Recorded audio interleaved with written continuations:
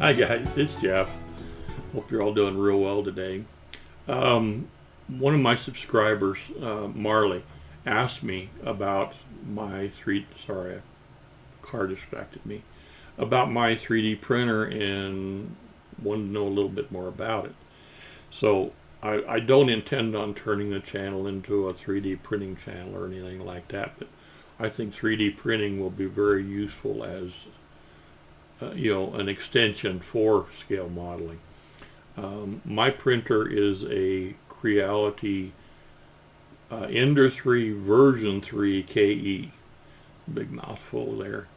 It's a FDM printer, which means that it uses filament, a plastic filament to print with. It extrudes it through what they call a hot end that's 0.4 millimeters and deposits it on the workbed. They also have resin printers, which is a completely different animal. I hope to get one of these days, but with the resin printers, you have to cure them, and there's a bunch of other steps, washing them and stuff that you have to go through, which will make really accurate, high quality prints that will work great for models. Fact is, there's a lot of companies out there that are including 3D printed parts in their models right now. I think it's going to be something that's going to be, we're going to see more and more of it. I am in no way an expert. I have very little experience at this, but Marley asked me the question, and I thought I'd do my best to show you. I've been working on the engine for the Volmag. I got it painted this morning. I'm not going to have time to do another video for the Volmag today, and I've got a doctor's appointment tomorrow. So I don't know if I'll get home in time to do another video for that tomorrow, but Friday we should be good to go again. So anyway, let's take a look at the 3D printer, and I'll show you a little bit about it, and we'll just run a few prints through it, and I'll show you kind of how it works, okay? All right, I'll be right back. Thanks, guys. Okay, this is the Creality print software. This is actually the third step. I downloaded some files from Thingiverse, and I sliced them already. Like I said, I couldn't slice them and record it. It just froze my camera. But anyway, this is the third step, which is actually sending the files to your device and printing them. So this came with a little remote extra camera that you can actually monitor your printer from if it's like in another room. I can also monitor it from my cell phone. So any place that I'm, have a internet connection, I can watch the printer. That's my lathe back there in the background, and over here, and a bunch of tools and stuff back here. Eventually this is going in a bedroom downstairs. But here's the file that I intend to print right here. Okay, it says print with calibration, which means that the device will go through a bunch of tests before it actually starts, and it just guarantees you a better print. It tests the level of the bed and some other things. Now this bed, the first few prints I did were great, and then I started having problems with the parts sticking to the bed. The bed is heated. If it's running and you touch it, it's hot. Okay, and it's meant to hold the parts on better. They warn you, make sure it's perfectly clean, make sure you clean it regularly with alcohol and that kind of stuff. I was still having some problems, and I found a couple of articles or videos on YouTube that actually showed using the Elmer's glue sticks. And so it's got some of the glue sticks on it now, and that works really well. I've had no problems at all since I started using the glue stick to hold my parts down. But I'll go ahead and hit this, and it'll actually start going through its test. Now, see, this is all Wi-Fi. My computer and my printer are not connected through a cable or anything. This takes a while. Okay, so you're not going to just like instantly get a print. It goes through and it warms the bed up. It warms the print nozzle up. It actually will tell you on here the temperatures as you go through. So I'm not going to just sit here and watch it go through its tests. That's going to take a while. But I'm actually printing, I think, 9 parts all at one time. You can print as many parts as you can fit on the print bed. It's slow. Okay, printing one part goes pretty fast, but the more parts you print, the more, you know, it's going to linger at each part as it prints. So you can print, you know, a whole bunch of parts, but plan on it taking a lot of time. So this is the basic black PLA. Let me just show you the filament and stuff real quick. Okay, be right back. Okay, when I ordered the printer, the package was for 2 packages of filament. This is what they call hyper PLA. They have lots and lots and lots of different kinds of filaments for different uses. Some of them are easy to print, some of them are hard to print. Some of them require that you're in an enclosure because they're real sensitive to the temperatures that they are printed at, and even a little breeze going by the printer will mess it up.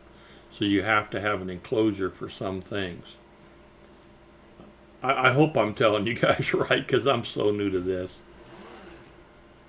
Anyway, when you get the filament, it comes in a vacuum pack. Okay, and I won't open this one yet. It's the exact same thing that's on the printer, but these will absorb moisture. If you're in an area where the humidity is real high, you might even have to have what they call a dryer box. See, there's a desiccant package inside of there that they put in there at the factory, but don't open these until you're ready to use them, because they do absorb moisture and then they don't print very well. You can actually get like popping and cracking and stuff, and your prints don't come out real well if the moisture gets in these. I'm in an area that's really dry, so you can hear the thing testing now, and we'll look at the print here in just a little bit, but it does get rather noisy. Anyway, you can get all kinds of colors. You can get stuff that has wood in it, but when you print it, it looks like wood and it'll take a wood stain. You can get stuff that is like glow in the dark. You can get stuff that's flexible. You can actually print shoes with it, or parts that are somewhat like rubber. This is actually mostly, from what I understand, cornstarch. So it's biodegradable and renewable. So it's not something that's going to lay in a landfill for hundreds of years. The problem with some of these is that they are extremely abrasive, and you've got to have a nozzle that is for the ones that are abrasive. This one is not, and the printer actually did come with a spare nozzle. Let's see, where is it over here? Yeah, here's the nozzle. This is a 0.4 millimeter nozzle. So this gets, I think it's over 200 degrees Celsius when the plastic is going through it, and that's what gives you your extrusion. The hole in this is 0.4. This is 1.75, I believe. Yeah, 1.75, and it's meant to be printed between 190 and 230 degrees Celsius. That's the basics of the print material. Now this is the same stuff here. It's really hard, and it's really strong in the right situation. I mean, you can break it if you try. These I sanded because I wanted to make sure I had a nice smooth finish for the sandpaper. So when I sanded something, I didn't end up with defects in it. But like this has not been sanded, so you can see the surface is a little rougher. Okay. Dimension wise, it's interesting because I've noticed that when I design stuff and I do it in Tinkercad, the dimensions aren't exactly what the dimensions of my drawing are. They're close, but not quite. So you have to kind of learn how this thing, the sizing works out. Kind of an interesting little thing that you got to work out. And there's this little square I did. Now I'll probably sand the edge of this and just make sure it's nice and flat. But let's go back to the printer and I'll show you what's going on with it, okay? Be right back. Okay, it's just starting to print now. So it's been doing its testing, and it goes through and it prints out a real small strip of the plastic over on the left side. It'll tell you up here there's 129 layers to be done. So far, none of it is, not enough of it has been done for a calculation. 45 seconds of printing, and it's going to take an hour, 36 minutes plus to print it. That's fairly accurate. The software will even tell you like how many meters of filament it takes. Fairly close. Down here's a graph, and it shows you your the nozzle is 220.17 degrees. Target is 220.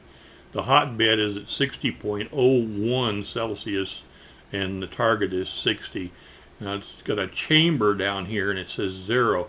That's if you have it in the enclosure. You can add a sensor, and it'll tell you what the temperature is in the enclosure too.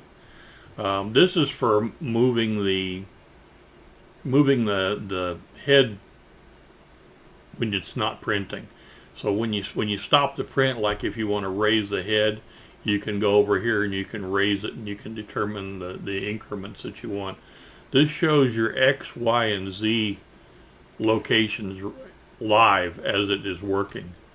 Okay, so what it's doing is it's going through and it's putting down the very first layers of plastic. The first layer it does slow because it wants to make sure it's adhering good. Once the first layer is down, then it'll speed up and it'll print faster. This thing is actually really fast. But like I say, I'm printing 9 parts right now. I should make that bigger. Okay, so you can see the basic beginnings of the parts here. Now, this thing will also record time lapse. So like say for instance I wanted to do a video, the camera, it's actually recording now, which I won't go to the trouble of showing you the whole thing, but you can actually do what they call time lapse, and you can edit that and upload it to YouTube or do whatever you want with it. It's good for showing other people what you're doing. But let's go ahead and wait a little bit, and we'll come back and I'll show you progress, okay? So I'll be back in just a little bit. Here we are, let's see, 42 minutes and 44 seconds into the print. Okay, we have 54 minutes and 48 seconds left, so we're just about halfway. Okay, make that big again. You can see it's all cooking away. I'll come back when it's just about finished, okay? Thanks, guys. Okay, we're 98% done, and we have 1 minute and 47 seconds left. As you can see, let me make this bigger. They're almost finished. Okay, it won't take very much longer. And the nice thing about these is that parts that are larger can have hollow spots in them. It's up to you. You can set them up either way. But they'll have like a honeycomb inside, which will save you some on your filament use. Okay, so we're just about there. Minute and 22 seconds.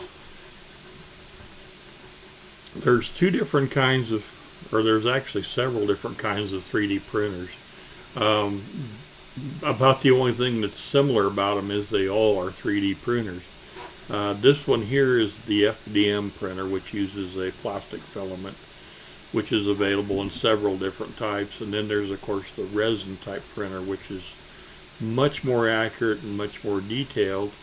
The parts are more fragile, and the printers are usually smaller, mainly based on the size of the screen that they have to use to print with. That's kind of what determines how big a 3D printer, a resin printer, can be, which I hope to get one of these days. I can see an awful lot of uses for one. This is just kind of a stepping stone into the resin printer, which you're going to need to have, use resin, and you're going to have to cure it, and you're going to have to wash it. And there's a lot more little detailed steps you have to go through. But we're right down to like 30 seconds left here. So as soon as it's done, the print head will lift up, and then the table will move forward, and then I can take the prints off. There's no processing as long as you don't have supports on them. If you've got a part that needs a support, depending on the shape of it, then you'd have to pull the supports off, which none of these required supports. So just 9 seconds. 8, 7, 6, 5, 4, 3, 2, 1, and it should be finished. 129 layers, and there it is. And the machine goes back, and there's the parts. Okay, let me go ahead and switch cameras here, and we'll take a quick look. Well, let's do it this way. Let me move these over. The bed is magnetic, and these may pop off when I'm removing the bed. Yep, one of them did. Here's all the parts right here. And this white on here is the glue that I used to hold them on, but that one came off all by itself. But they just basically pop off. This bed's a little warm, but not terribly. And if you let things cool down, boy, that one's really stuck. If you let things cool down, they'll come off easier. Yeah, that one's really stuck. There it goes. Okay, see, that wasn't going to fall off. Okay, these little washers here, I may have to let things cool just a little bit, or you can flex the plate. Sometimes that'll release them. I will let things cool a little bit, and then they'll pop right off. Okay, let's go ahead and switch this around. Okay, those will come off. It's just letting things cool. Okay, let me get this back on. What we've got here is 3 little wheels. Now I've got to get some bolts. This has got a little collar in here that I'll need to pop out, but what this is for is this is a sander, and you'll put the sandpaper in there, and then you'll put this in here, and then this will screw on, okay, to hold your sandpaper. And you can wrap these with foam if you want for a softer finish. But that's basically how it works. I'll get those little washers off later, but you can see the details pretty darn good. Okay, I'll throw some pictures up. I don't know if you can see that or not. Let's see if we can focus any better.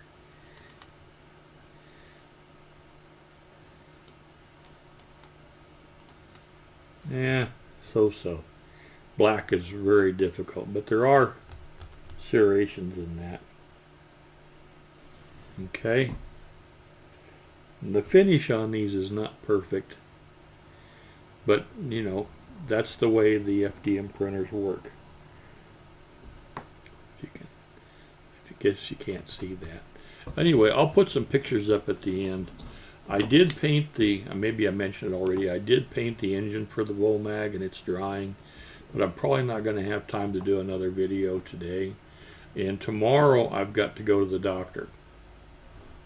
So there will probably not be a video tomorrow. It just depends on how quick I get done and how the rest of the day goes. Alrighty guys, I hope you found that interesting. Marley, I did this mainly for you. And if anybody has any questions, yeah, please leave them in the comments and I'll do my best to answer them. Like I say, I'm really new at this. So I don't have anywhere near all the experience that some of you guys probably have. All right, talk to you later. Have a great day. Bye-bye.